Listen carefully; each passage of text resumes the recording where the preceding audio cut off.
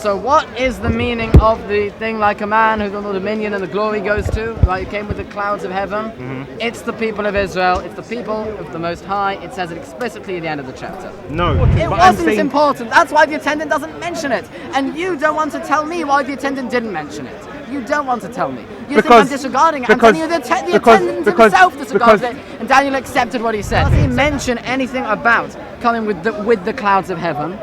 So, but that, no. But that's the whole point. So he doesn't understand it the way you understand it. No, because that means they're two different things. Because let's look at the verse. Things. Look, I saw in the night vision, and behold, one like the Son of Man came with the clouds of heaven. So are you saying these people are going to be presented to the ancient days riding on the clouds of heaven?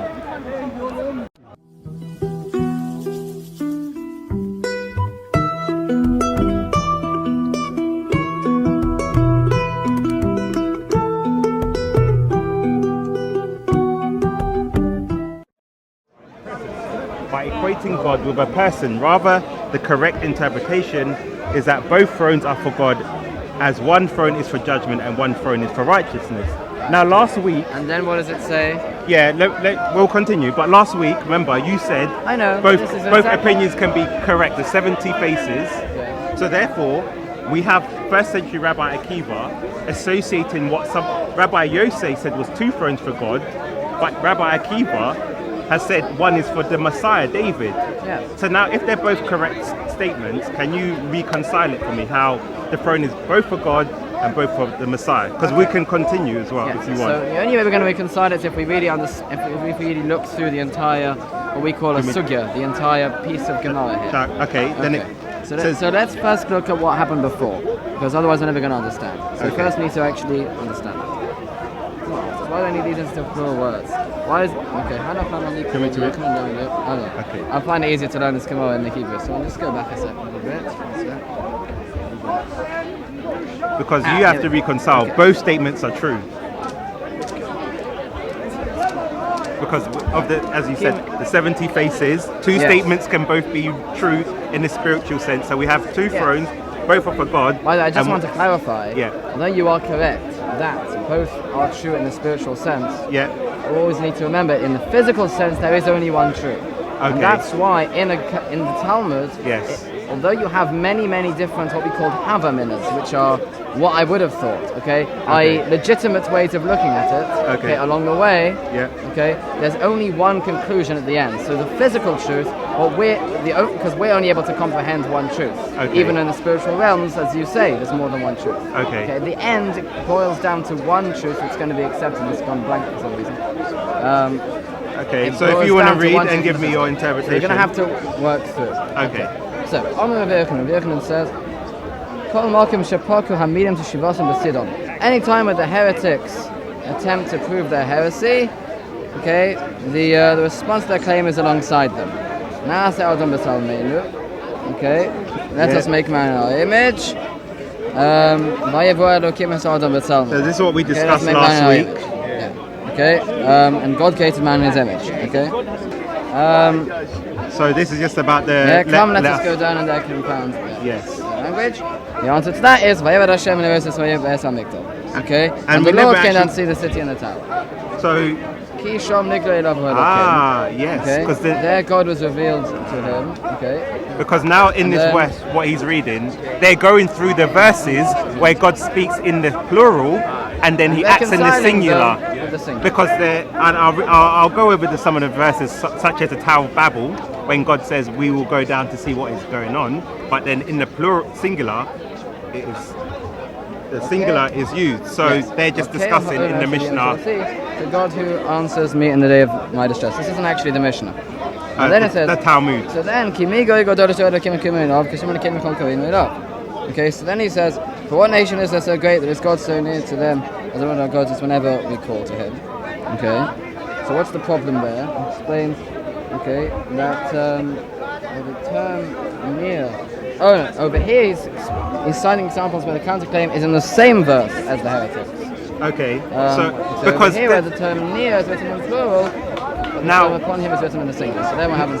We make in that very same Right? Now, what I understand from this is that... So the one we were talking about is Daniel, which is the third one he brings in this one, where the way you deal with it is in the same verse. So, in terms of the plurality, the rabbis are trying to say the answer is in the actual verse because it's talked about a plural, but then because it goes to the singular, that is the answer. But that doesn't go against what Christians believe.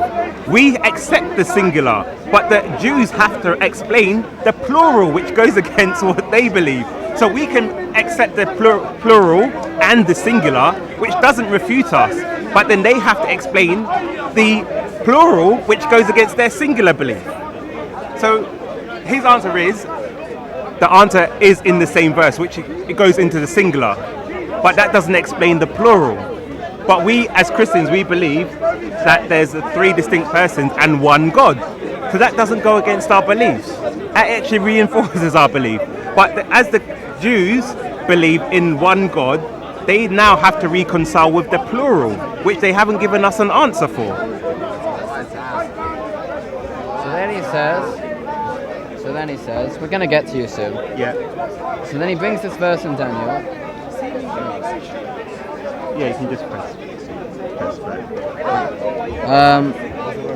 that. So then we're going now to the Daniel 7:14, because I've now brought him evidence where Rabbi Akiva in the first century, this isn't 7:14, it's 7:9. 7:9, So thrones of place, talks about the two thrones, and Rabbi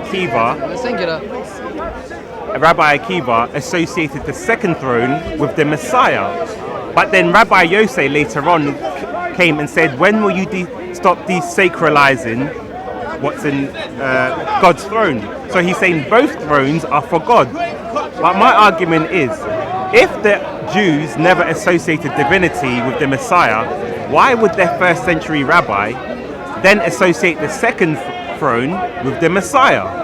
So now Josh is just reading through and trying to answer it. Yeah. I don't need to answer it. He answers it himself. Okay. The Gemara answers himself. It says, Hanach lamali. Okay, why do I need these? Why do I need this instance of plural words? Okay, why is it doing that? Okay, the Omer Yochanan ein HaKadosh Baruch Hu oseh davar im keinim lechem famani shel malo. Okay, because Rav Yochanan said, the Holy One blessed be He does not act unless He consults with the entourage of above, i.e. the angels. Shene'emar, as it says in Daniel 4:14, the matter is by the decree of the watchers, and the sentence by the word of the holy ones. Now let me just read it. So it says, the Gemara asks, why do I need these instances of plural words? Why does the verse employ the plural at all when referring to God? The Gemara explains, this is in accordance with the statement of Rabbi Yohan, as Rabbi Yohanan said, the Holy One, blessed be He, does not act unless He consults with the entourage above, i.e. the angels. As it is stated, the matter is by the decree of the watchers, the sentence by the word of the holy ones. Now, obviously, this is again referring back to the plural of majesty. No, it's not. In terms of consulting the angels. That's not the plural of majesty. The So plural what of is the majesty difference? is the royal we. Okay. This is not the plural of majesty. Sorry? This is seeking counsel from the entourage, from the angels. And what is this verse in regard to? The thrones or the let us all make of them, man? all the ones they just mentioned. So you're saying God's, when He said let us make man in our image, He was consulting the angels. Yes. So now, when He says let us make man in the plural of majesty, what is the difference between the two understandings? Plural of majesty implies He's just using the royal we, like the Queen does, okay?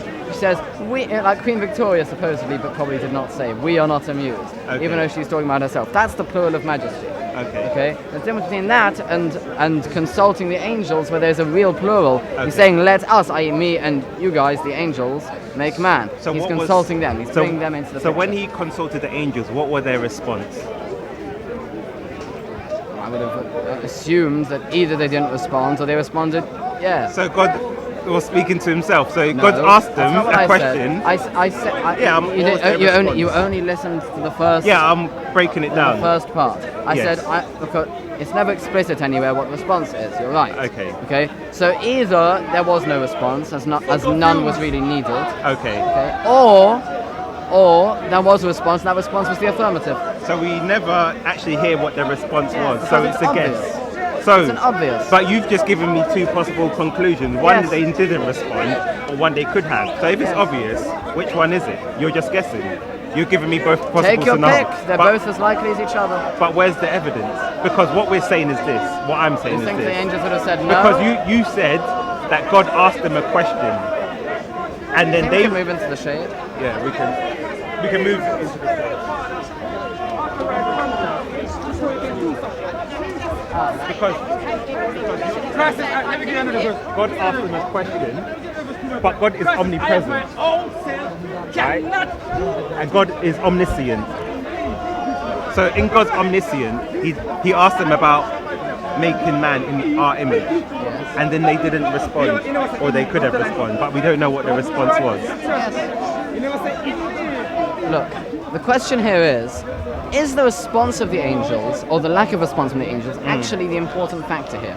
What is it trying to teach us? There is a lesson we're being taught, and I mentioned this last week.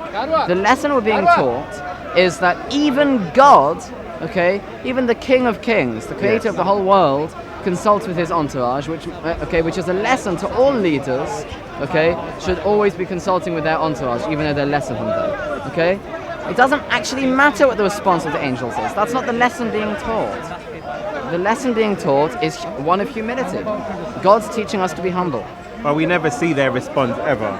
That's because the response is irrelevant. It's like me saying to you, Josh, let's go and get some food. And when you're following me, I'm not lesser than you. I go on I say, where are you going? I'm going on my own. Because obviously, as we saw with the Tower of Babel, God says, let us go and see what's happening. But God in the singular goes by himself. So then would I invite you to a party and then go by myself? What lesson is from there? What lesson would we learn from that? Unless we both go to the party together. The lesson is clearly, God is teaching us two things. When it's the plural, he's teaching us about being humble, including your entourage who are lesser than you. That's what the Gemara is saying. Yes. It's a refutation of you. But then, when it's then in the singular, it's making sure you don't make that mistake and say that God is plural. So if God says to the angels, let us go down and see what is happening, and God only... What are the angels going to say? Do you think they'll say yes or no? Say yes. So then if God goes by himself, what happened to the angels?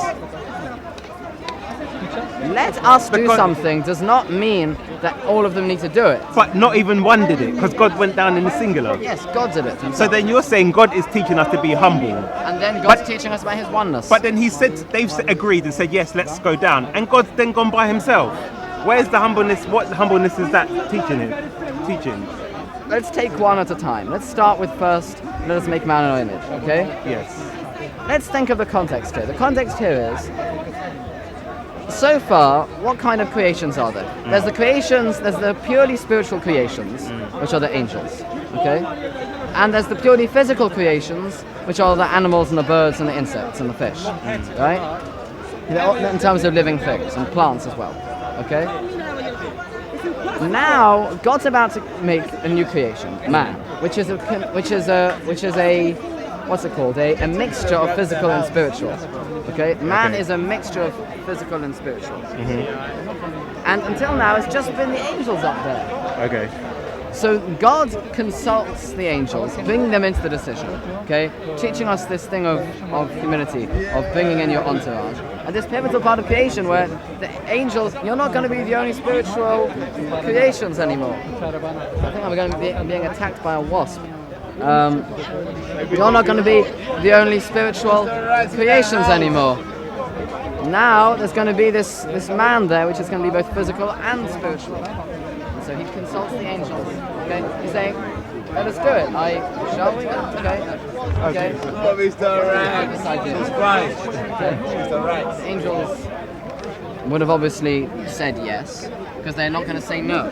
Now, if there's going to be a response at all, they're not going to say no. Now, this I find very problematic. Why? Because when we go to the Mishnah, I need to find the Talmud. By the way, just before you say what you're about to say, if God had not done the verb, that comes afterwards, in the singular, according to this Gemara, there would have been no answer to the heretics. there would have been no answer. No, you would have been right. No, because the thing is, we always believe God is the singular. Which Christian said that we believe in three gods?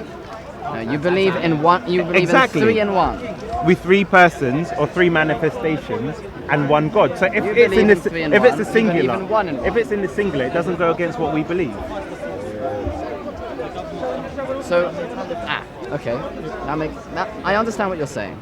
Okay, so clearly there's two ways of looking at this. Yeah. Because when you see the plural followed by the singular. Because remember, you said last week, spiritual truths can happen in the spiritual realm, but in the physical realm, they may not always go against logic.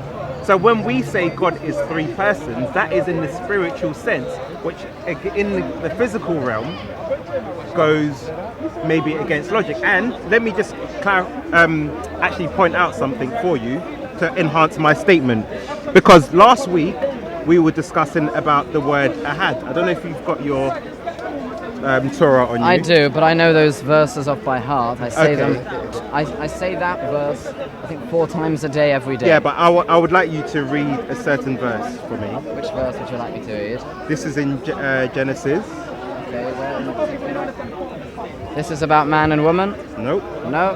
Okay then. I might have to take out my Tanakh. Because last week he said that ahad is an absolute one. And I said it can be a compound one. He said no. And we were discussing about the man and a wife becoming one. So I'm going to bring him another verse in Genesis 1, verse 5. And I'd like you to read it out. God called the light day, and the darkness he called night, and there was evening and there was morning, one day. Okay, and what's the word in Hebrew? Echad, which means one. So repeat it again. God called the light day, and the light day, and the darkness he called night. And continue. And there was evening and there was morning. Evening and morning. So evening and morning are ahad, one day. Make a good point. However, I'm going to refute your point. The Jewish way of looking at this is not a refutation. But now I've just given you evidence that ahad can be a compound one when you said it was a definitive one. So let's have a look right here. Okay, let's have a look. Yes. What do we see in the other days of creation? We see not day 2, day 3, day 4. We see second day, third day, fourth day, right? Yes. Okay. So the question is, why here did it use echad instead of the word rishon, which means first? Okay. So what do our commentaries say? Our commentaries from the oral law tell us that it really, hold on a second, that it really means a day of oneness. Oh, sorry, it's my friend who's usually here. Yep. Because clearly we're seeing now, last week, and we'll probably try and put it in the video, last week he said ahad is a definitive one, nothing outside of, because he was arguing when a man and a wife become one, he was arguing the point of they're one. And I said, no, it can be a compound one. Now, I've given him the verse where in the Bible it says, let me just read it for the audience. This is Genesis 1:5. And it says, and God calleth the light day, and to the darkness he hath called night. And there is an evening and there is a morning, one day, which is ahad day. So what do our commentaries explain as to why it said one day and instead of first day? So what they say is as follows. The word for day here, the word for day always is yom. Now, that is a masculine singular verb. The interesting thing about Hebrew grammar is that unlike the feminine singular and the feminine plural and masculine plural, when you have a masculine noun, a masculine singular noun, when whether it's a construct or not a construct, it looks the same. So the commentaries say that what's really happening here is that it's not really saying one day, even though that's what the text says one day, but the rabbis are saying it's not one day. Even though that is the straightforward way, that's the first glance translation. He said that Yom Echad can not only mean one day, it can also mean a day of one. It can also mean a day of one. And they explain that this is because God had not yet created the angels at this point, so he was still on his own. He was the only, I mean, you can't say living being, but Kivayachol which means, as it were, but the Bible says God created the heavens and the earth. Yes, but those are not living things. Yes. Those are but not, when were the angels created? So I think we say that he created the angels on the 4th day. But no, it wasn't. Sorry, no, the 2nd day. Does it say that in the Torah? No, that's in the oral law. So in the oral law. The Torah doesn't. The written Torah does not tell you. The written law does not tell you when he created the angels. Okay. It's only the oral law. I'm pretty sure it's the 2nd day. The 2nd day. Yes. I'm pretty sure it's the 2nd day he created the angels. I remember that from. So when was man created? What day was that? The 6th day. The 6th day. Okay. So we clearly see. And therefore, so the Jews do have an answer to your question. Okay, it's a valid question. We would see it, even though the straightforward meaning, straightforward translation is one day. Okay. That because it should have said first day, that over here it must mean God a day of spoke oneness. Wrongly, because he said God called the light day, and the darkness he called the night. And there was evening and there was morning, the first day. He didn't speak wrongly. Heaven forbid. Yes. Yom Echad has two possible meanings. Okay. As we said, because the word Yom means both day and a day of. It means both. So it can have two possible meanings. If one of the possible meanings is the ones that I'm giving you, so therefore then if we go with that understanding, then it proves that Ahad can be a compound one. Just like when it says a man, and a wife shall become one flesh. You would be right. But the reason I brought up this whole issue of why did it not say a first day is to show you why we take one meaning over the other. Why do we take a day of oneness over one day? Because otherwise you haven't explained why it did not say first day, Yom Rishon, which it should have done to be consistent. Or maybe God was trying to clarify to people that Ahad can mean a compound one. And then when you go to Deuteronomy 6:4 and it says Shema Israel, which means Shema, which is to listen and with understanding. Hear, O Israel, your Lord God, here is one. So therefore, when he uses the Ahad, and he's saying understand, Elohanu, Adonai, Ehad. So these plurality, which when we went into the Kabbalah, the Zohar, which said the three modes, how can these three be one? We're seeing. And it told you that you don't understand it. Yes, but they're saying how can these three be one? So that goes with Genesis. These three being one goes with Genesis 1:5, because Genesis 1:5 says Ahad, an evening and a morning become one. Even in the Zohar, they said how can these three become one, which is Ahad. So there's a way that they couldn't comprehend that these three, just like the day, morning, and the evening become one, that these three become Ahad too. Which is consistent rather than your understanding, which is very left field and doesn't explain anything. It does. This very, very rightly explains. This is the oral law, of course, and you don't believe in the oral law. Well, we take the Torah. We take obviously you only take which the was written Torah. By Moses, you only take the written Torah. And then when you take the oral Torah as well. And when you get to the oral Torah, actually you haven't disregarded it entirely. You've kept the bits that you like the vowelization and punctuation of the Torah, but you've disregarded everything else. Well, the oral Torah, which you said no prophet ever referenced explicitly.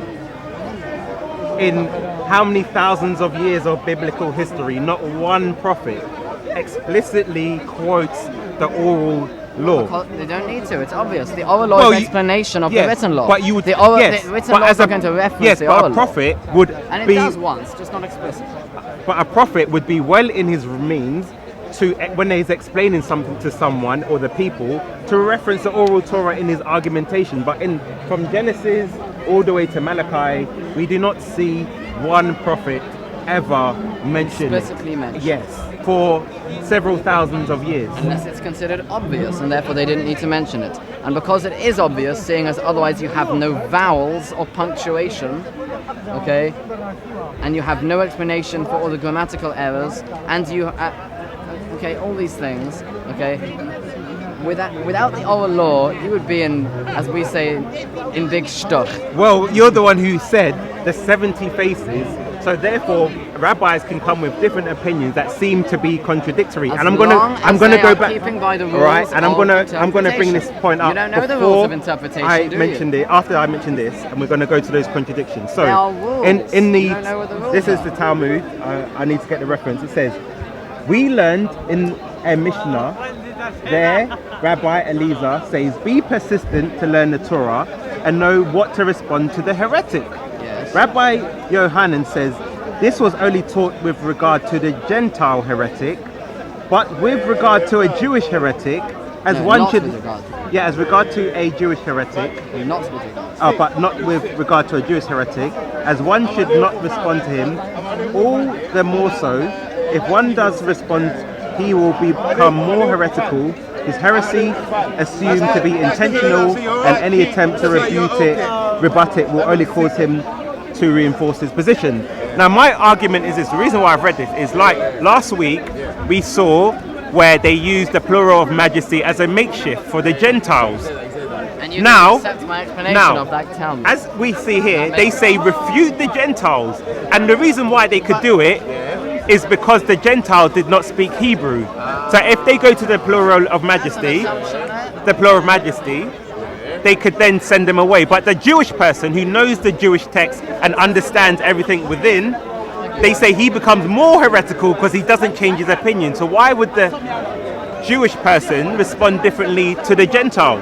We clearly know that the person who obviously understands the structure of the Hebrew grammar can refute them as well to say, no, actually, if there's a plural and a singular, where someone who may not understand the Hebrew can be given a makeshift answer.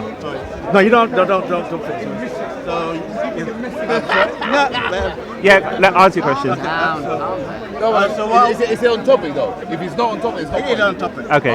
Yeah. So what was saying? So you were quoting that mission from Tractate Avot. Yeah. Basically, refute the heretics. Yeah. But Apocryphus in that mission, it doesn't refer to Jewish heretics, not non-Jews. Yeah, but it just said here Gentiles and the Jewish. I'll read it again. Yeah, but I don't. So who would if the Jewish? No. Yeah, look. Yeah. So they said. Let me just say that. Because if you're referencing the Gentiles and then the Jewish, yeah, they can't both be the same person. Tavchiv Lapikovis. That means that's basically referring to like Jewish heretics, not necessarily non-Jews. In rabbinic literature, the term Apikovis with. So what's the difference between a Gentile and a Jewish heretic? Because in rabbinic literature, they basically Hazal they heretics usually are generally referred to as heretics. It's mainly Jewish heretics. Yeah, but they've clearly said in this text the Gentiles, and then they've also distinguished between the Jewish. So they're saying give two different. Because look. Yeah, but it just says. Look, okay. It says. Hold on. It just says. Actually, it's not that one. So look, let me read it out. Let me just say that. Yeah. Was it me? No, Tashiv Lapikovis. Yeah. Yes. You know what they say to Apocryphus? Yeah, let me read it in English as well. It's so because this is from the Sephira, the Jewish people who have translated it, and it says, we learned in the Mishnah. Rabbi Eliezer says, be persistent to learn the Torah and know what to respond to the heretic, like Apocryphus. Rabbi Yohan says, this was taught. Remember, Rabbi Yohanan says this was taught only with regard to a Gentile heretic.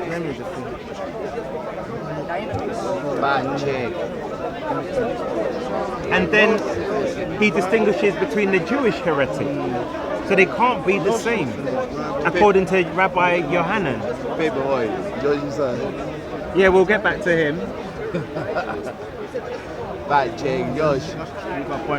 So thank you very much. Now he's agreed that I have a point. Now, last week Josh said Josh, defend yourself. that in the Torah, the oral law, that you can have two truths that contradict, but they're both right. Now, I'm going to read again from Rabbi Akiva. So it says in Sanhedrin 38b. Oh, I was in the middle of dealing with this. We're going back to that now because we started off on the plurality. It says Rabbi Yohanan says, any place in the Bible from where the heretics attempt to prove. Actually, that's the wrong one. Because we're talking about because I already dealt with that. You were thinking, well, why? Because we're talking about the divinity. You have an explanation of the plural, and then I said, well, look, it then explains it. So we do have an explanation. Give me 1 second. So you're wrong. You're wrong that we have no explanation. We do have an explanation. Yes. So it says you the may not like our Gemara. The explanation, Gemara but clarifies regarding to Daniel 7. This works out for almost all the verses as they describe an action by God. But what is there to say concerning the verse, I beheld till thrones were placed? The Gemara answers, one throne is for him and one throne is for David, the Messiah. As it is taught in the Baraita, one throne is for him and one throne is for David. This is the statement of Rabbi Akiva, the 1st century rabbi. Rabbi Yosef said to him, Akiva, until when will you desacralize the divine presence by equating God with a person? Rather, the correct interpretation is that both thrones are for God, as one throne is for judgment and one throne is for righteousness. Keep reading. Now, the question is... Keep reading. I know what your question is, but keep reading. So, I'm going to keep reading, but for the audience. So the question is, now, if the rabbi has said one throne is for the Messiah, Rabbi Akiva. One is for David. One is David, i.e. the Messiah. Not necessarily, you're making an assumption. Okay, David, that's fine. The commentaries say. It says even in here, i.e. the Messiah. Okay. This is from your own Jewish sources. I'm not adding anything. So it says one throne is for David and one throne is for God. But a later rabbi says, how can you desacralize this? Both thrones. Who says later? Huh? Who says that's later? Stop making assumptions. Who says what? Who says he's later? Who's later? Rabbi Yohanan is later than Akiva. Rabbi Yohanan? Is that the way it was in the Baraita? Sorry, Yosef. They were contemporaries. He lived a bit afterwards. No, he was a contemporary of Rabbi Akiva. Because he lived in, let's see. So Rabbi Akiva was from 50 AD to 135 AD. And Yohanan... Rabbi Yosef, sorry. Let's see when he lived. They were about the same time.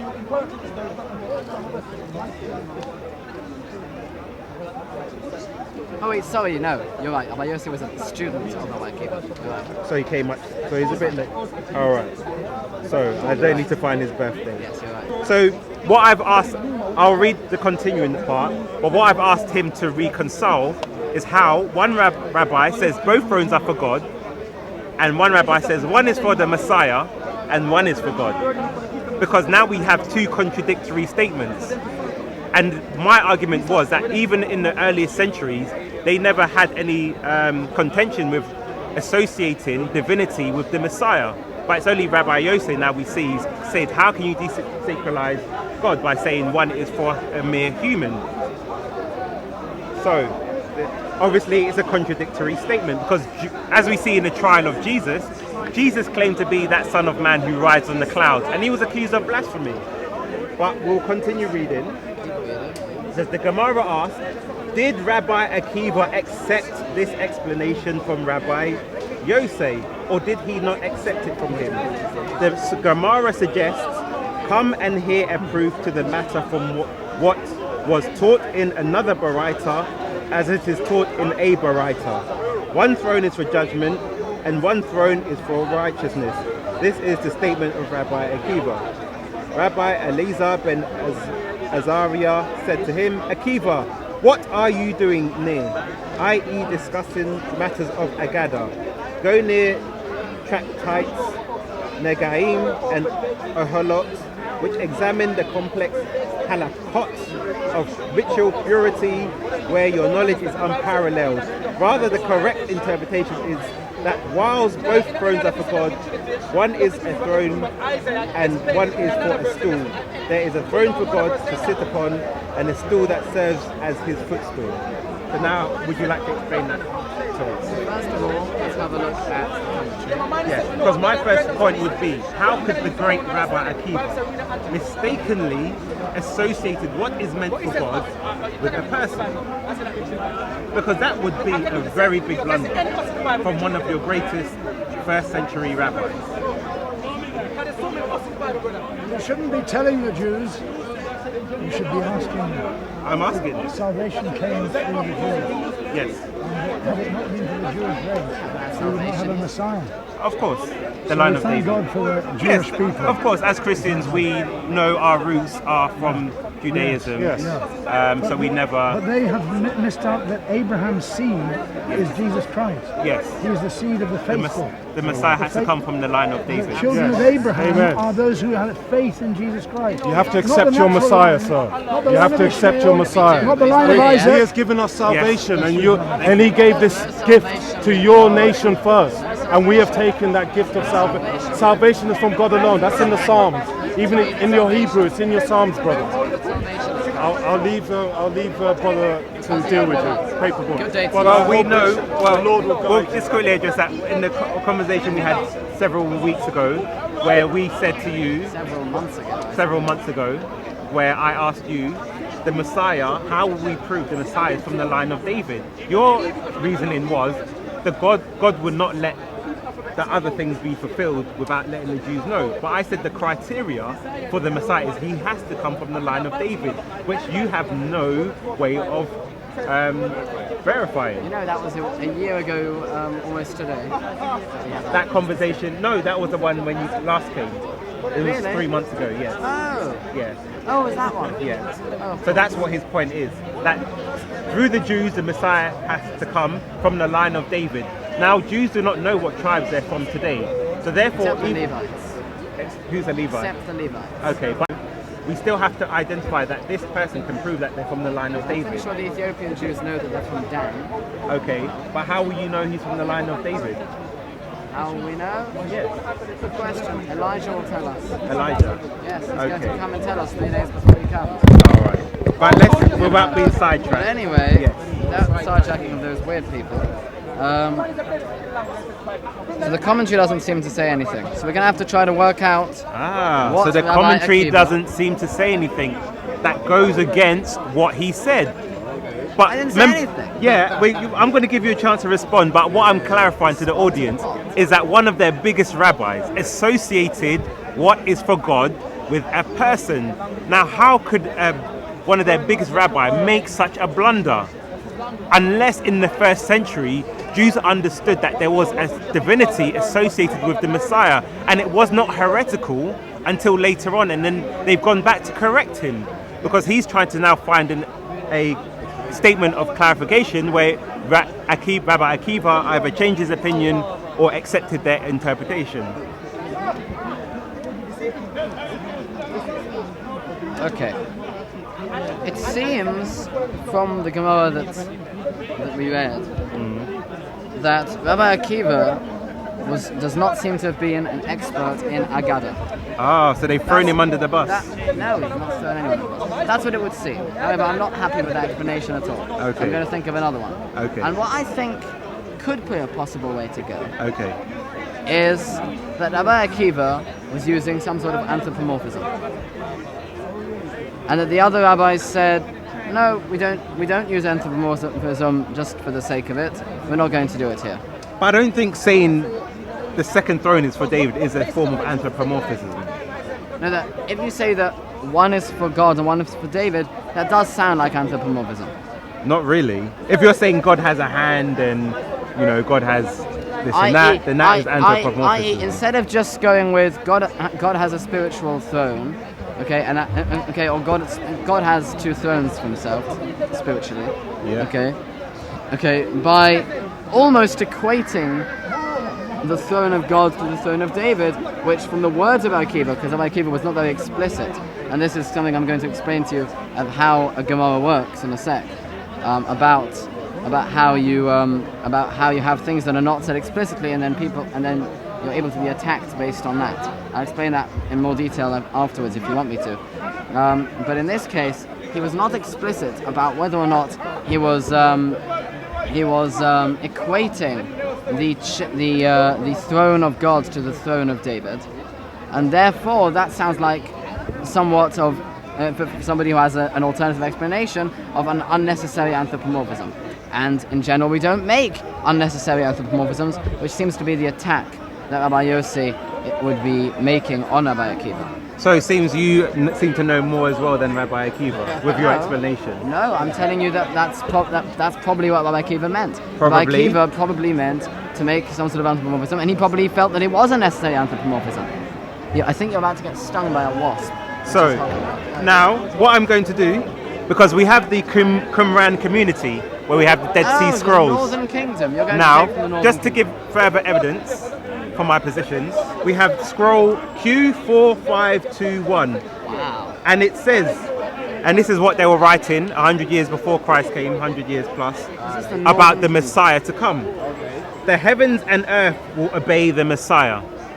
Now, how would the Messiah rule the heavens if there was not some sort of divinity? Heavens and earth will rule the Messiah. No, the heavens and the earth will obey his Messiah. But so they're seeing that the Messiah was the leader of the heavens and the earth. But God is the leader of the heavens. So how could they associate this with a person? Which is the same thing Rabbi Akiva did. Because when we look at historically, we seem to see that the Jews seem to associate divinity with the Messiah. And I'll continue what they said. Do you know it says the sea and all the that is in them, he will not turn aside from the commandment of the Holy One. Take strength in his mighty work, all who seek the Lord. Will you not find the Lord in this, whom you wait for him with hope in your hearts? Surely the Lord will seek out the pious and will call the righteous by name. His spirit will hover over the poor.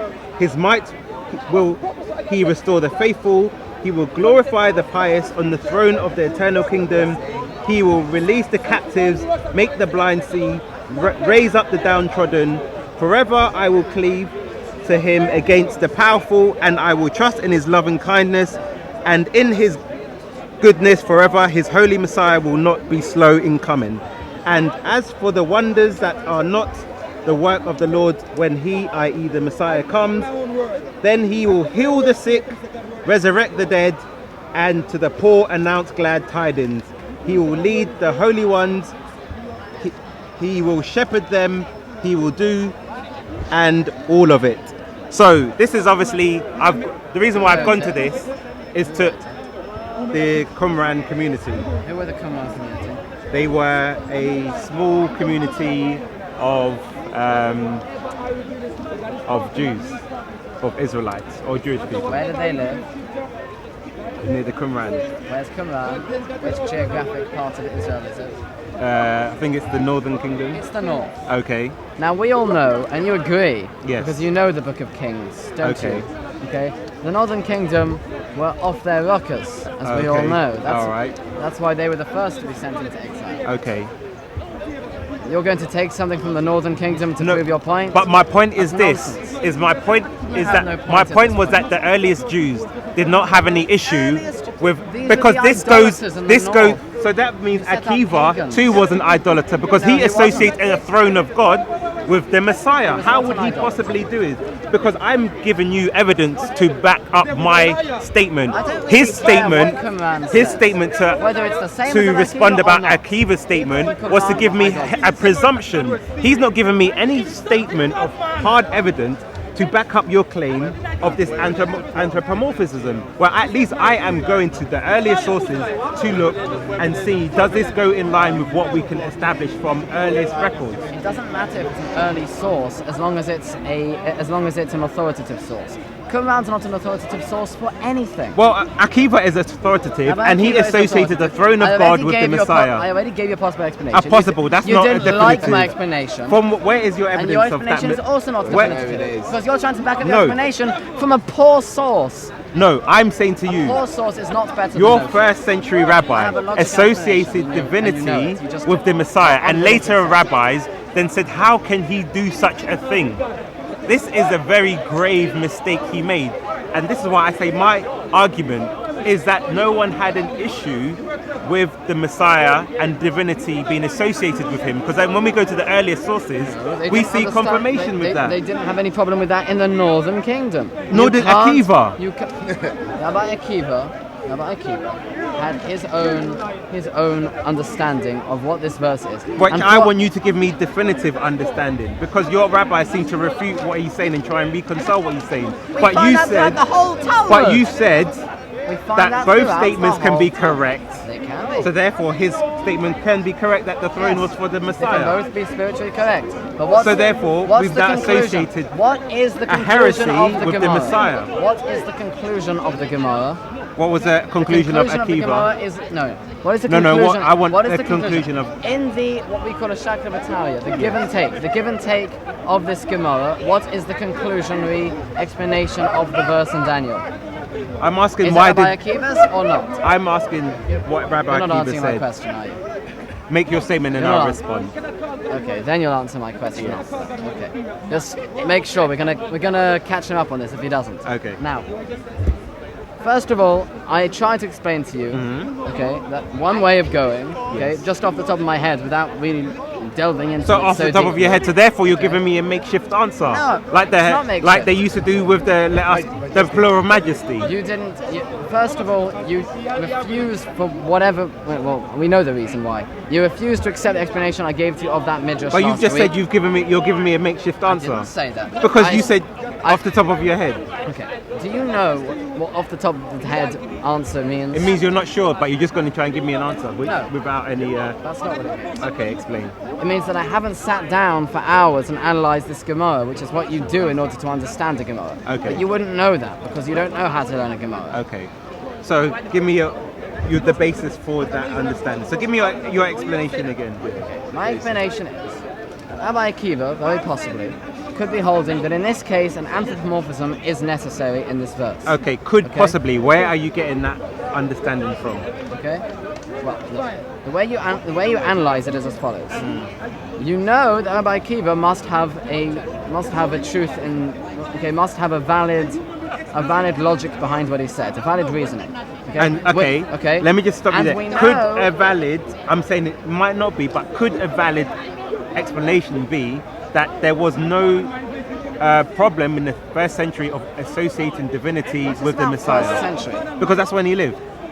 Oh, so you just bring chronology in for no reason? Well, I think when we look at history, we see things diverge away later on. So we're going to the closest source to that time, as earliest as we can see, and see what the... Because when we want to find out a truth, we go to the sources, or the closest sources. Picking the quote of one rabbi in the first century does not mean that this was the mainstream view. But I'm just asking, is that a possibility? That there was no problem of associating divinity with the Messiah? Of associating divinity to the Messiah? Yeah. I believe that's not really the issue here. I'm just asking, is that a possibility? Actually, I don't think it is the possibility. Okay. Because, look, obviously Rabbi Yossi did not misunderstand Rabbi Akiva. Okay, that's something that if you knew how to learn a Gemara, which you don't, then you would know. Okay, now you know. Well done. Rabbi Yossi does not misunderstand Rabbi Akiva, and Rabbi Akiva does not misunderstand Rabbi Yossi. They have distinct ways of looking at this verse. No, but does... Okay? Yes. Now, Rabbi Akiva sees this verse, and for whatever reason, that will take me a very long time to ascertain. Okay. Okay? And if you want, then I'll do it. Okay, I'll go through and try to work it out for next time I come, which will be in about a month and a bit. Okay. Okay. Yeah. Okay, that in this particular case, the anthropomorphism, attributing physical things, okay, in an anthropomorphistic way to God would be a necessary thing to do here. But anthropomorphism is associating a human thing to God, not a person or something to God, i.e. saying the throne is for David. But it doesn't mean... Anthropomorphism is, you can argue, saying God has a throne and he sits on his throne, when you can say that's an anthropomorphic term. Yes. But, and it should be for God. That does not mean it's anthropomorphic. That does not necessarily mean he's attributing divinity to David, okay, to the throne of David. But why would you associate a throne, a person, as they said, why do you desacralize? That's a very big statement to make. Yes. Why do you desacralize the throne of God? As Rashi explains, why are you attributing human things to God? If you open up Rashi, he says, Shechinachol, which means desacralize the divine. Desacralize the divine. So which therefore, he explains, yes. she'ata moshiv basar v'dam etzlo, that you are associating flesh and blood by him. Not the, okay. The problem. Exactly. The problem, That's the point I'm making. No, Desacralizing it exactly because you're the point. associating It's something exactly, with God to a human. No. That you are likening to God, Yes. okay, flesh and blood. Exactly. Which means, okay, it's exactly the opposite of what you're saying. Rabbi Yossi's attack to Rabbi Akiva is not An attack. Why would he attack Akiva? Oh, that's just a phrase we use. It's just the translation of what we say, a kasha, which is something we use in Gemara. It's okay. It's like a question, but it's different. It's a more strong question. A stern question of a grave mistake. In the yeshiva world, we call it an attack. Okay. Yes. That's just what we refer because to. it's a stern response to something very. It's a stern response. Yes. To something very grave. Now, his attack, is not based on what you say attributing divinity to David or attributing divinity to Messiah. It's not that at all. It's about attributing human characteristics to God. That's what he's attacking. So that there's no one here who's saying, besides you of course, there's no one here who's saying that Rabbi Akiva was attributing divinity to David. But he wasn't doing that. Remember, in saying that, he made the very same mistake. When we had our conversation, I said to him, what does one like the Son of Man mean? He said, I'm not sure, read the verse, but he said, presumably this is a simile. Then when we got to the end of the verse, I said, what does he understand from this verse? He said, it is about the Messiah. And I reminded him, you said it was a simile at the beginning. And he said, yes, I was wrong. And then this is the same mistake which I pointed out that Rabbi Akiva made. I found an answer. Yes. Because what I forgot to do last time was I forgot to read the rest of the chapter, which you cleverly managed to avoid. Because now, if you now go we're and say going to read Israel, the rest of the chapter. because the two thrones are associated with that Son of Man, so therefore that throne would have to be associated I'm going to with Israel. I'm going to read you the verses here. Okay, let's start from. I'm going to start from verse 11. What's the reference, please? Daniel chapter 7. I'm going to start from verse 11. And we'll wrap up after this. Okay, we're going to read through, because this is how you brought up Rabbi Akiva in the first place 2 sessions ago. Okay, and in fact Rabbi Akiva was not even dealing with the verse you claimed that he was dealing with. And there's video evidence because that you did claim that. He wasn't talking. Because the two thrones, one was for the Son of Man. We did not discuss these thrones. That's not what we were discussing. You had a problem, okay? It's all interlinked. That's why it's Daniel 7. The whole Daniel 7 goes on to talk about the one like the Son of Man. Yes. I looked on. This is Daniel speaking. Yes. I looked on. Then, because of the arrogant words that the horn spoke, the beast was killed as I looked on. Yes. Its body was destroyed and it was consigned to the flames. Yes. The dominion of the other beasts was taken away, but an extension of life was given to them for a time and season. As I looked on in the night vision, one like a human being came with the clouds of heaven. He reached the Ancient of Days and was presented to him. Yes. Dominion, glory, and kingship were given to him. Yes. All peoples and nations of every language must serve him. His dominion is an everlasting dominion that shall not pass away, and his kingship one that shall not be destroyed. Yes. As for me, Daniel, my spirit was disturbed within me, and the vision of my mind alarmed me. Yes. I approached one of the attendants and asked him the true meaning of all this. Yes. He gave me this interpretation of the matter. These great beasts, 4 in number, mean 4 kingdoms will rise out of the earth. Then holy ones of the Most High will receive the kingdom and will possess the kingdom forever, forever and ever. Then I wanted to ascertain the true meaning of the 4th beast, which was different from them and from all. Very fearsome, with teeth of iron, claws of bronze, that devoured and crushed and stamped the remains, and of the 10 horns on its head, and of the new one that sprouted to make room for which 3 fell, the horn that had eyes and a mouth that spoke arrogantly, and which was more conspicuous than its fellows. I looked on as that horn made war with the holy ones and overcame them, until the Ancient of Days came and judgment was rendered in favor of the holy ones of the Most High, for the time had come and the holy ones took possession of the kingdom. This is what he said. The 4th beast means there will be a 4th kingdom upon the earth, which will be different from all the kingdoms. It will devour the whole earth, tread it down and crush it. And the 10 horns mean from that kingdom 10 kings will arise, and after them another will rise. He will be different from the former ones, and will bring low 3 kings. He will speak words against the Most High, and will harass the holy ones of the Most High. He will think of changing times and laws, and they will be delivered into his power for a time, times, and half a time.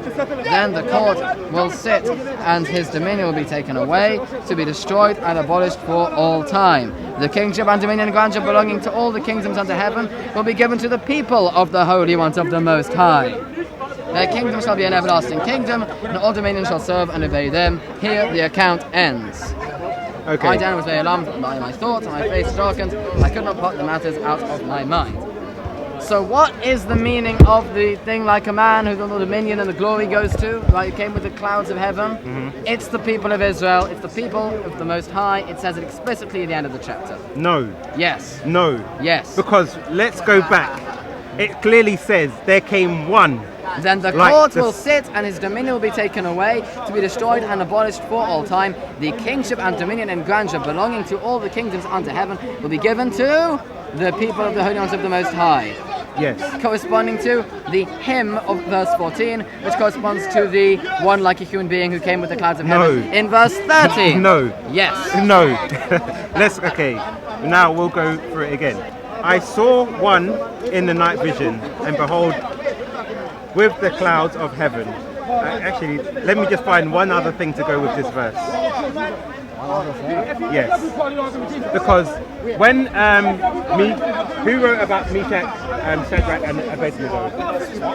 Who wrote about Meshach, Shadrach, and Abednego? I don't know what you're talking about. The 3 people that were thrown in the fire by Nebuchadnezzar. Oh, Hananiah, Mishael, and Azariah. Yes. And when they were in the fire, what was seen? I can't remember. Okay, let me get the verse for you, because this will give us some context as well. You didn't like the explanation that. No, we're gonna. You didn't like the explanation that the attendant of Daniel, which Daniel accepted, of the vision that Daniel saw. We're gonna. Daniel liked it. We're gonna go through it. Yeah, we're gonna go through it. You don't like it. We'll fact check your fact check. You're not the cameraman. Only he says that, and it's very annoying when he does. Yours, we love you, yours. Okay, Daniel 3. What actually is this? It looks like what does it look like? It looks like sort of little furry animal. I just want to quickly show you something. Daniel 3:24, or you can read from 3. I just want to make a point. And King Nebuchadnezzar was astonished, and rising in haste addressed his companions, saying, "Did we not throw 3 men bound into the fire?" He spoke in reply, "Surely, O king." He answered, "But I see 4 men walking about, unbound and unharmed in the fire, and the 4th looks like a divine being." Nebuchadnezzar then approached the hatch of the burning furnace and called, "Oh, because those Aramaic names. Now I know what you're talking about. Shadrach, Meshach, Abednego, servants of the Most High God, come out." So Shadrach, Meshach, and Abednego came out of the fire. The satraps, the prefects, the governors, and the royal companions gathered around to look at those men on whose bodies the fire had had no effect, and hair of whose heads had not been singed. Just 25.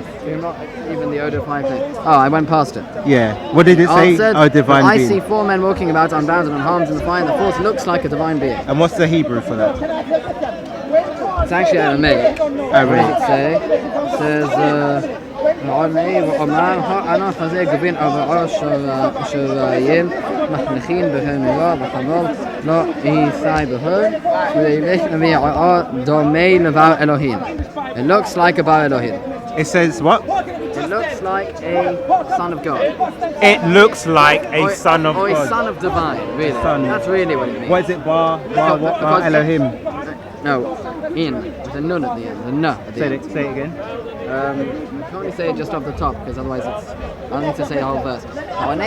أنا حزي جبين أبو شرايين محسنين بخانيو محبال لا إيساي بهر ويبيش دي وبيعاء دومي لبار إلهين. Navar Elohim. The na at the end, not a ma. Na. So say Na for nut. Yes, just say. I'll transport the her for a cup for 3rd commandment reasons. Elohim. No, so it just says Elohim. So with a nut. Which is the sun part? What is sun? Bar. Bar. That's why I said okay. Bar Elohim. So one light. So it's Bar Elohim. Similar to a son of the divine. So now in Daniel, when we go back to, because the reason why Daniel's writing in Aramaic, so we have to then understand how he's writing. Although I do want to point out that the phrase, and this I can say normally, B'nai Elohim, okay, is a son of God, is to refer to a certain type of angel. Yeah. So we can't rule out that that is one of the possibilities of the meaning here. Seeing as this is basically just the Aramaic of that word, that phrase. Okay. So now just to go back to, because Daniel says Bar Enash, is that correct?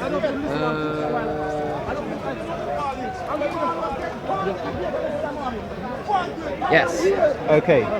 And interestingly enough, just a quick side point, because it says one like the Son of Man, Yes. which is a singular. And you're saying a plural, which is the people, is being referred to a singular. You see what? have that all the time. Okay. I'm just saying. Again, you I'm just saying. Notice, but even though that's not the interpretation, but so it The says. nation of Israel is often referred to in the singular. I point you to the following. So, because now, wait. Now, you can bring that up.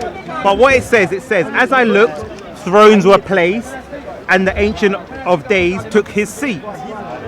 That's where it starts in verse 9.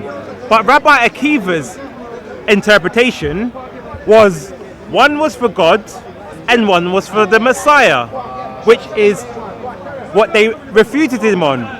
Now, Josh here has now said, not only is that one seat not for David, it's for the whole people of Israel.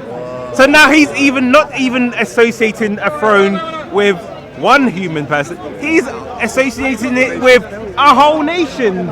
So you have now even committed an even graver error of saying that second throne, because we see from your Baraita, there's two thrones. And both of those thrones are supposed to be for God. The thrones is not. But you've now One second. he's now said, the end of Daniel says that second throne is for the all of Israel. That's what he says. Guys. 1 second. So now, Daniel chapter 7. we have to give that Josh a stern response in terms of how the. That was verse 9. That Yes. was before. That was before Yes. this one like a human being. Okay. So the one like So a it human. leads into. No. You know very well. Okay. Let's read. Wait. Let's read. Okay. Let's read. Right. Let's start from. Because verse your 7. claim. Let's start from verse. All right. 7. Before we read, your claim was that the thrones at the end were associated with the one who approached the Ancient of Days. But in this verse, we only see there's two thrones, When which did are. I say that the thrones are associated with the one who approached the end? Because you're saying it must be the people, because the people were given the thrones. Thrones have nothing to do with the people. So what are the thrones to do with at the end that you read? The thrones are not at the end. Yes. Say that. And the court will sit, and his dominion will be taken away to be destroyed and abolished for all time. The kingship and dominion and grandeur belong to all the kingdoms under heaven, belong to the people of the holy ones of the Most High. Their kingdom is to be a lasting kingdom, and all dominions shall serve and obey them. There's no mention of throne, no mention whatsoever. So what do you associate the kingship with?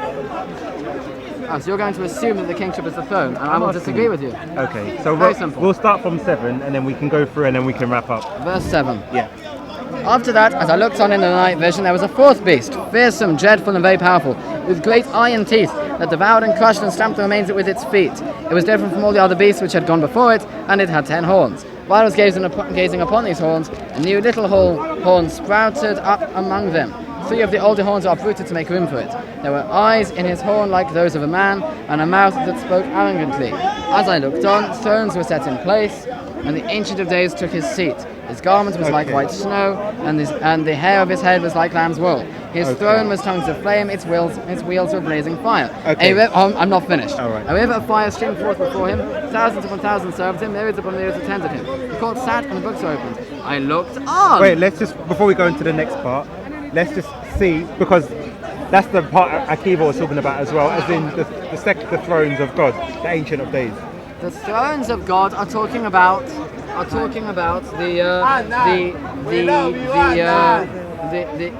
thing in the eyes in his horn, which are like those of a man. Okay, and the mouth that spoke arrogantly. Okay, that's the context of the thrones being set in place.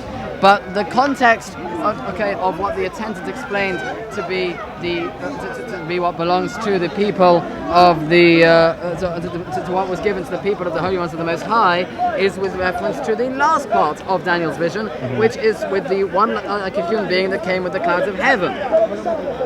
Nothing to do with the thrones. So one like the Son of Man who came.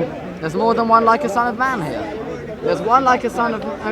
There's the one in verse 8, which is there were eyes in his horn like those of a man and a mouth that spoke arrogantly. You said that's the context where the thrones come in. You said, and in verse 13, there's a different. Now one you like said a human being. that the person comes on the clouds. Yeah, according to the Psalms, verse 13. Isn't it only God that rides the clouds? Let's go to let me bring up the Psalm. And what does Daniel's attendant explain? Daniel didn't understand his vision. Do you not understand that? Daniel did not understand the vision. So the attendant explains. So my point is this: anything associated with that, if the Son of Man is riding the clouds, that is an association with God. Because only God. That Daniel didn't understand. The attendant explained, and he didn't even answer me mention this. I'm answering you. According to Judaism, is God the cloud rider? Yes. So therefore, anything you associate with cloud riding has to be associated with divinity, because that's how Jewish people at that time would have always understood the cloud rider as God, associating something, an attribute with God. God rides the wind. So therefore, this Son of Man, who is riding on the clouds, has to, by classical Jews, would have understood this straight away as something associated with the divinity of God, because only God was the cloud rider. If you are right, then why does the attendant of Daniel, who when he explains it, and Daniel of course accepts his explanation, not explain it with any reference to the clouds of heaven? Well, because this is the thing, because obviously we see the two thrones, and this is where these interpretations of the... So you're not answering me? No, because what I'm saying is your interpretation we're going to debunk. So your interpretation is wrong. You're not explaining anything. Yeah, we're going through, and we're just stopping there. What's the answer to my question?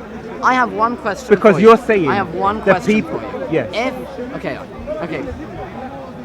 Because Daniel accepts the explanation of his attendant. The explanation of his attendant does not even include the clouds of the heavens, which means that the clouds of the heavens, is not going to be one of the more relevant parts of the vision. Daniel thought it was. He ended up accepting the explanation of his attendant, that in fact the clouds of heaven is not something that's really important in this vision. What is important in this vision? Yeah. That the one like a Son of Man is the people of the Most High, which is the people of Israel. No, because my question to you is, why can you not accept that? Because your interpretation is completely wrong, and that's why we're trying to go through it. Why is my interpretation because wrong? Explain to me. The first Very part, simply. because we see one like the Son of Man approaching the Ancient of Days. Yeah. Which one? There's two. The one in verse 8, or the one in verse 13. Okay. So when we start with 8. It says, I considered the horns, and behold, there came up amongst them another little horn. This is obviously the KJV. You may not like the translation, but we'll just go for it. Behold, there were 3 of the first horn plucked up by the roots, and behold, in his horn were eyes like the eyes of a man, and mouth speaking great things. I beheld Spoke arrogantly. I beheld till the thrones were cast down, and the Ancient of Days did sit, whose garment was white as snow, and hair of his head was like the pure wool. His throne was the fiery flame, and his wheels as burning fire. So then we continue. The fiery steam issued and came forth from before him. Thousands ministered unto him, and 10,000 times 10,000 stood before him. And the judgment was set, and the books were opened. I beheld then, because of the voice of the great words which the horn spoke, I beheld till the beast was slain, and his body destroyed and given to the burning flame. Yes. And then we continue. as a concerning the rest of the beasts, they did their dominion take away, yet their lives are prolonged for the season and time. I saw the night visions, and behold, one like the Son of Man came with the clouds of heaven, and came to the Ancient of Days, and they brought him near before him. So he's talking about this congregation presenting the Son of Man to the Ancient of Days. Right. And my thing was this, because we know this is a significant verse, because every verse is significant. Yeah, but when you say someone on the clouds, with the clouds of heaven, and God is the only person who rides the clouds of heavens, this then is associating divinity with the one like the Son of Man. That's not how the attendant understood it. Because then when we go on... Why did the attendant not understand it? That's my only question to you. Why did the attendant... according to you, yes. Why did the attendant, whom Daniel accepts the explanation of, not understand it the way you understand it? But where are you linking the Son of Man to the explanation? That's what I'm not understanding. Very simple. Yes. Because when it says in verse 13 says, okay, so looked on night vision, one like a human being came with the clouds of heaven. Yes. He, i.e. the one like a human being, yes, reached the Ancient of Days and was presented to him. Yes. Dominion, glory, and kingship were given to him, yes, i.e. the one like a Son of Man. Okay. All peoples and nations of every language must serve him, i.e. the one like a... Yes. His dominion is never dominion that shall not pass away. Who is his dominion? The one like the Son of Man. Exactly. His kingship is one like the Son of Man. One that shall not be destroyed. Right?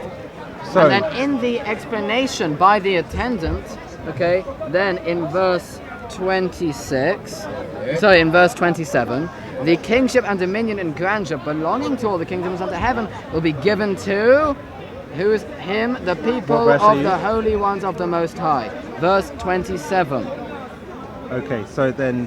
The kingship and dominion and grandeur, who we said before is being given to the one like a human being, okay? Okay, who is it going to be given to? Okay, the kingship, dominion, and grandeur belonging to all the kingdoms under heaven will be given to the people of the holy ones of the Most High. I.e., the one like a human being is the people of the holy ones of the Most High. Okay. Does he mention anything about coming with the clouds of heaven? So, but that... No!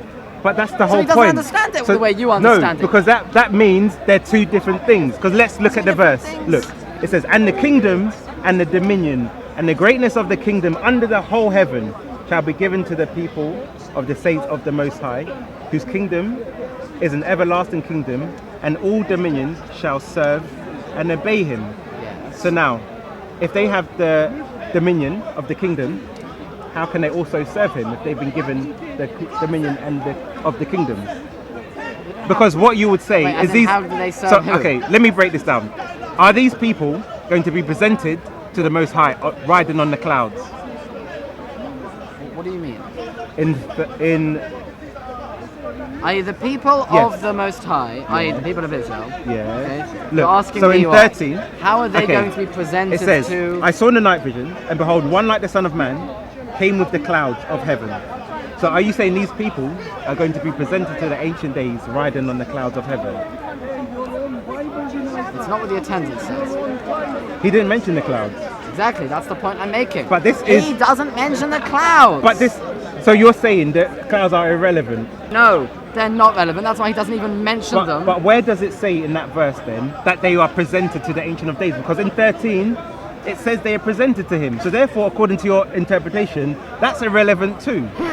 So do you want to explain, do you want to explain to me why the attendant in his explanation of this one like a Son of Man, who he's saying is the people of the Most High, why he misses out this thing about the clouds of heaven? Do you want to explain why? Because the one like the Son of Man is not these people. They're two different things.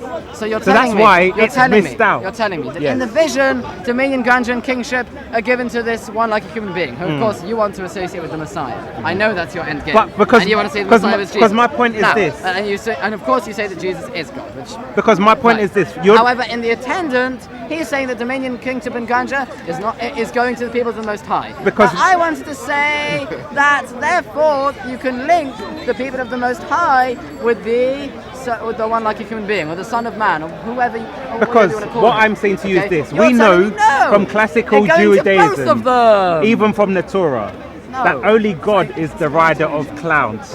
So when they say they see someone on the clouds, because you're trying to disregard this point. I'm saying to you, that's why he was shaken, because he saw someone riding the clouds, something that you only... He was shaken. He was shaken. He was shaken because of all the exiles that are going to happen before the redemption. Let me ask you this question. Those are the 4 beasts. If you understand only God is the cloud rider, which you just confirmed, then you see someone who looks like a human riding on the clouds too. Would you be shaken, yes or no? Probably would be shaken. Okay, so then this is that the main shaking? This is initially what starts it, because we continue to go on. Would Daniel? Okay, all right. Yes. If you saw 4 beasts come out and ripping things to shreds and whatever, would you be shaking?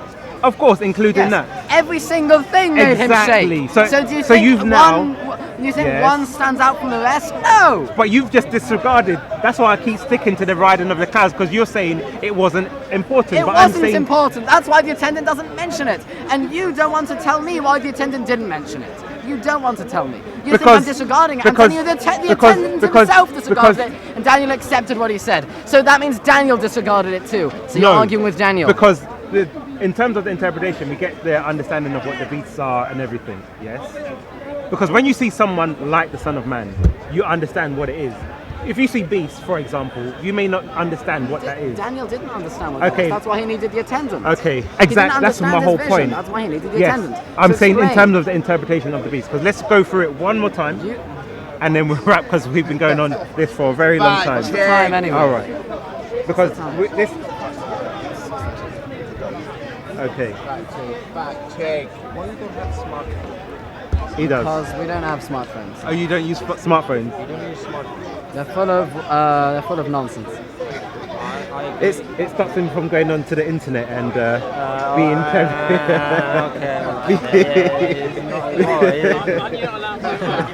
being tempted. No, there's nothing that says we're not allowed to.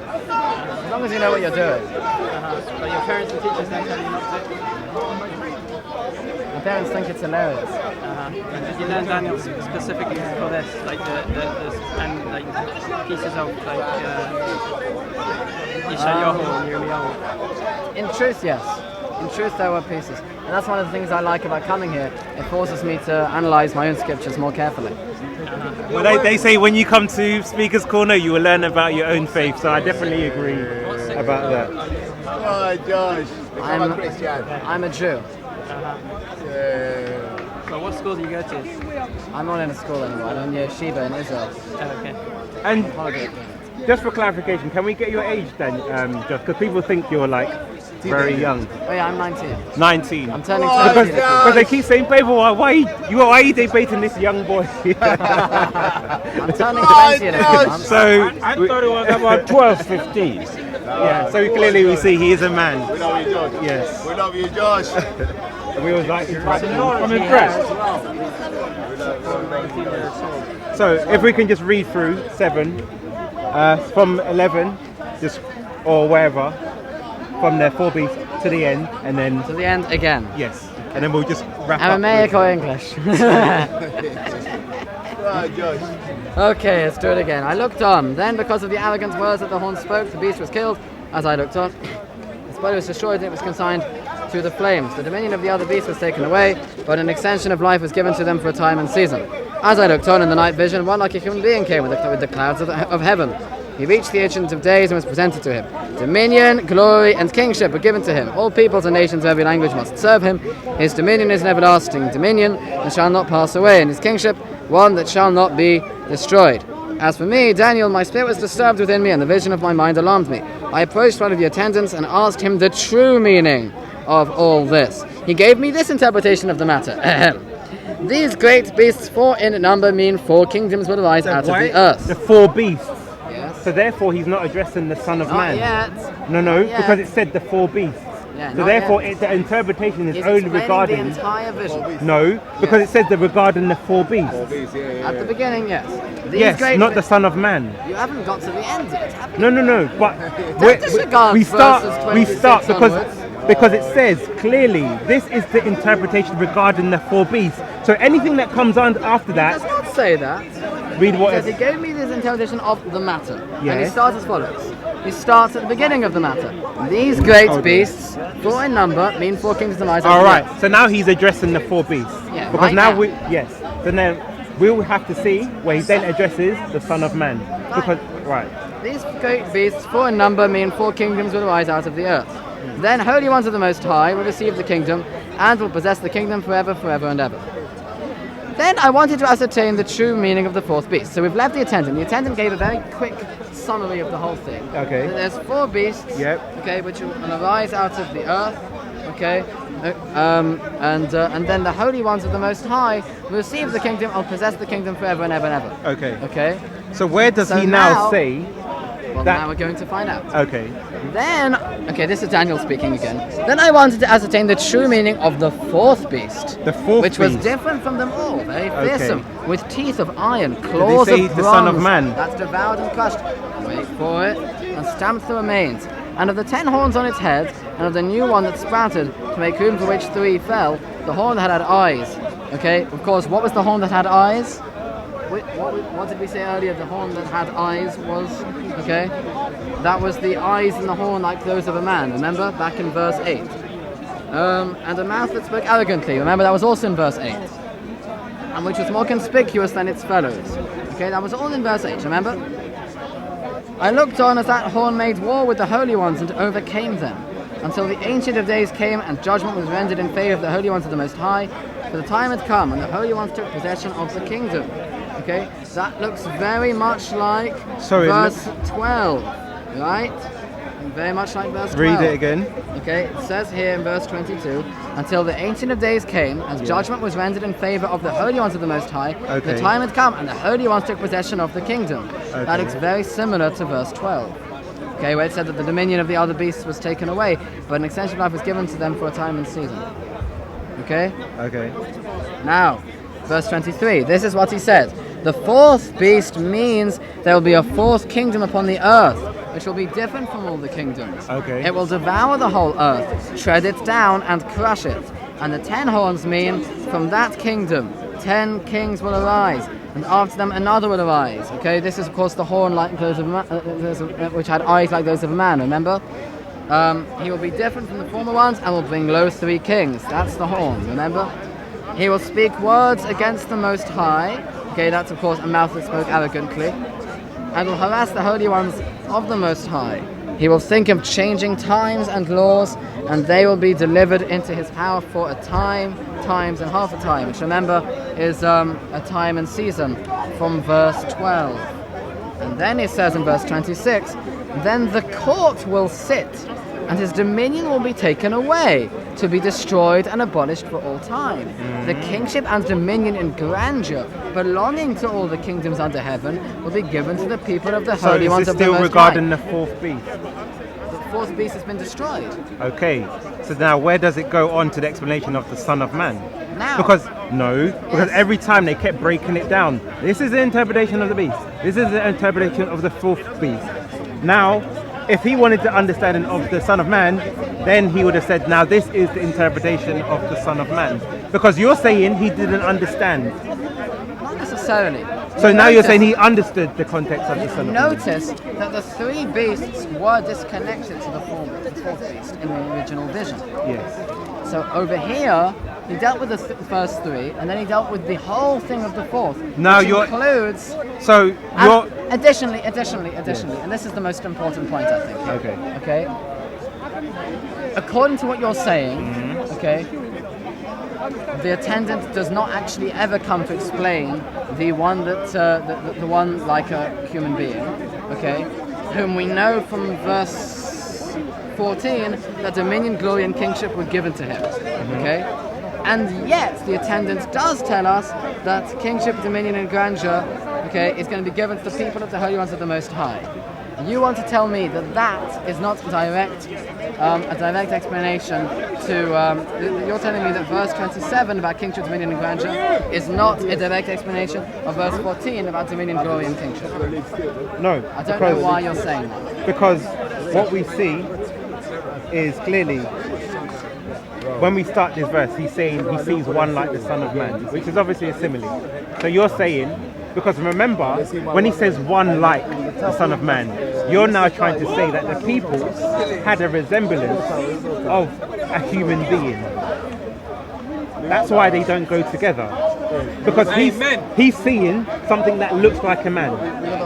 Now we're finding out what it is. But you're saying he saw the people. A nation looks like a man, doesn't it? Does it? Look, the nation of Israel, the nation of Israel, Yeah. the nation of Israel is made up. Do people look like men, or are they men? A person is a person, but a group of people, okay, where everyone's doing his own thing, it's like organs inside a body, it looks like a person. It's not a literal person. The nation of Israel is not a literal person. It's only like a person. So he saw the nation of Israel. The nation of Israel is like a person. It doesn't mean it's actually a person. I really don't. I disagree with you. Why? Because obviously when he says the phrase keeper and nasher, it's referring to basically a particular figure. It cannot be referring to like a collective group of people like the Jewish people. Because it's obviously talking about a particular person. And this is someone who understands Hebrew. This is why when I brought out the The attendance says. Wait, hold on. Can I just point out? In verse 26. You see. Remember when I read that? No, I'm just saying that keeper and yeah. No, I know. I understand your point. But you see the point when you read out from the Talmud when it says don't debate the Jewish people. Because they will.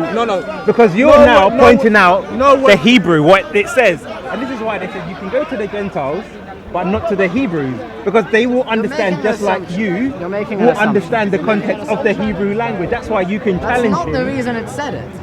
Because it said the reason. Because anyone who a Gentile would have listened to him and thought, oh, maybe he's got a point. But you, as a Hebrew speaker, understand that it can't refer to what he's saying, and you can challenge him. That's not true. But you haven't read verse 27. Well, what we'll do, Josh is not here again. When the attendant explains, so we'll do a wrap up anyway. When the attendant explains what the Son of Man, what the one like man, we'll do a wrap up again later on if Josh would like to do one. He explains that it is. You can do a wrap up, and Josh, and then we can continue this off. Do your wrap up. Okay, the wrap up is as follows. Paperboy here, whatever his actual name is, I don't know what Mr. Boy. Mr. Boy. For some reason he's too scared to tell us his real name, unlike myself. Be nice. But, okay, I'll be nice. Paperboy here is clearly the heretic that Gemara in Sanhedrin was referring to, in which every single answer to all of his nonsensical questions are all found very, very close to the verses that he's quoting.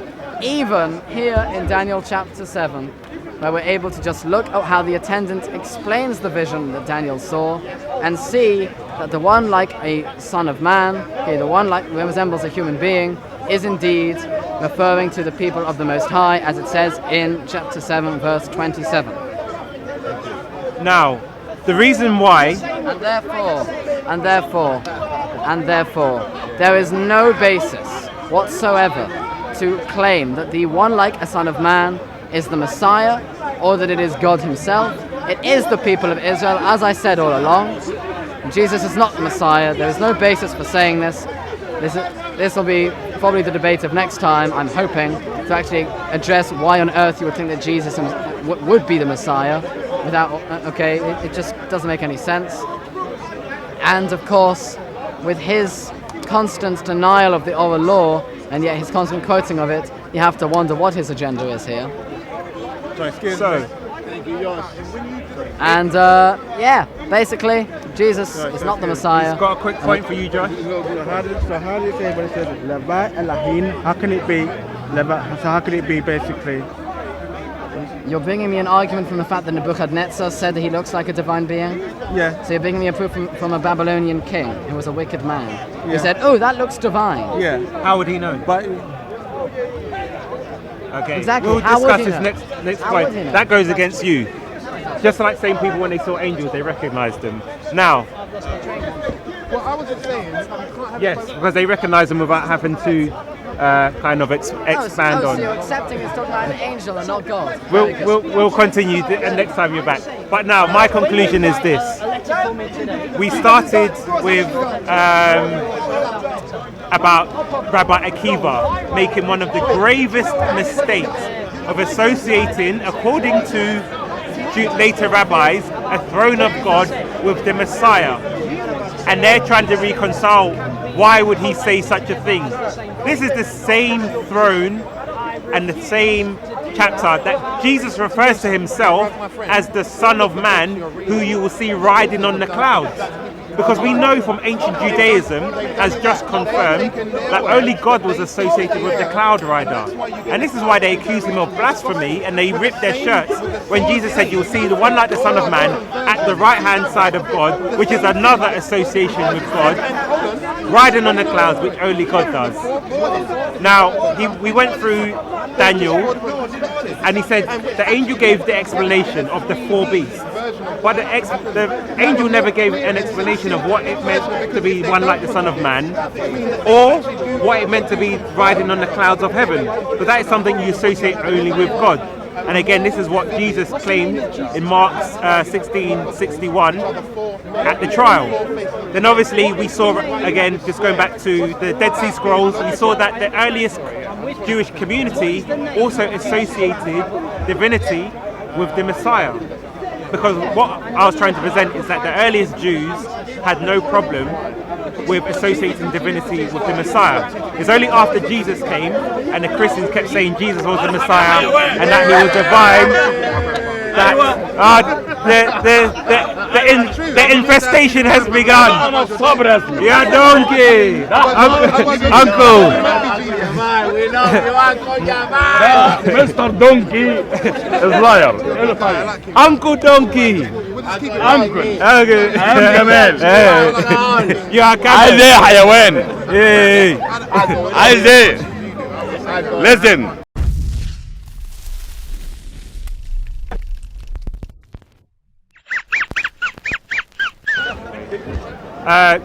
We got interrupted by Uncle Jamal, but basically the wrap up was we kind of looked at different things. One, that Rabbi Akiva associated divinity with the Messiah, and the later rabbis were kind of strongly condemning him, asking why would he make such a grave mistake of associating the throne of God with a person. We also saw the evidence Do not subscribe to local We also films. saw the evidence of the Qumran community who believe that the Messiah will have divine purposes. He'll be the ruler of heaven and earth. And then we also went back again into the plurality of majesty, which we know doesn't exist in Judaism, and the fact that Jews were saying do not discuss with the Jewish heretic because they will only be more entrenched in their position, but then you can debate with the Gentiles. And we clearly know, and we saw an example there of where someone who understands Jewish or Hebrew refuted Josh on the point of that the one like the Son of Man couldn't be a group because of the way it's phrased, whereas a Gentile who may not understand Hebrew may just take that makeshift excuse and think, okay, because he speaks Hebrew, we'll take it. But clearly that verse and the interpretations, and maybe I'll do a presentation on it, is not talking about the one like the Son of Man. It's two different groups. That's why the angel broke down the four beasts. He didn't go into the one like the Son of Man, which was presented to him. And as Josh said, a cloud rider is associated with God. But yet Jesus claimed to be this cloud rider. And that's why they accuse him of blasphemy in the courts. Otherwise, why else would they accuse him of blasphemy? Because we know from the first century, this was something only you associated with God. So next time Josh comes, we'll probably debate about something else. Why maybe Jesus is the Messiah, go more in depth. But clearly we see when we go into the Jewish interpretation of scriptures, they have to go to the oral law, which is never ever quoted by any prophet over several thousand years, but is only alluded to, which doesn't seem very convincing. And then we see contradictory opinions. According to Josh, two contradictory opinions can have a truth in the spiritual realm. So therefore, if David or the Messiah was on the throne of God, we know the truth was that Christ was that person on that throne. So in a sense, he was correct in some aspects. But accordingly, we see many times rabbis disagree and they have both extreme positions. So how can they then both be true? So until next time,